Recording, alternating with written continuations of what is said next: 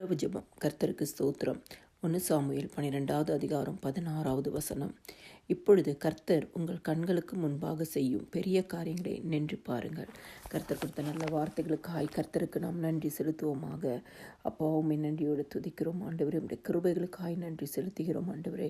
உம்முடைய அதிசயங்களுக்காய் நன்றி செலுத்துகிறோம் அப்பா. உம்முடைய அற்புதங்களுக்காய் நன்றி செலுத்துகிறோம் ஆண்டவரே. உம்முடைய பாதுகாப்புக்காய் நன்றி செலுத்துகிறோம் ஆண்டவரே. இந்த நாள் முழுவதும் எங்கள் கரம் பிடித்ததற்காய் உமக்கு நன்றி செலுத்துகிறோம் அப்பா.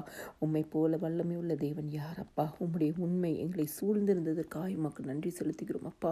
அப்பா, நீர் மகத்துவமானவர், மகிமை நிறைந்த தேவன். உம்மை நன்றியோடு துதிக்கிறோம்.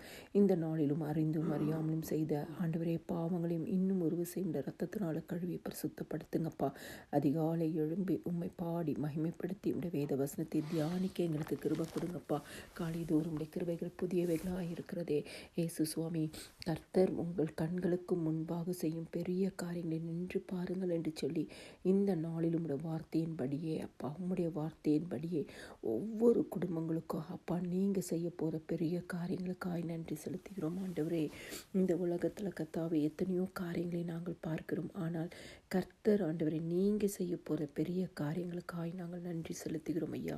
ஆண்டவரே, ஒவ்வொரு குடும்பத்தையும் கர்த்தர் கண்ணோக்கி பார்ப்பீராக, காரியங்களை வாய்க்க செய்வீராக, ஜெயத்தை கொடுப்பீராக, உயர்ந்த அடைக்கலத்தில் வைப்பீராக.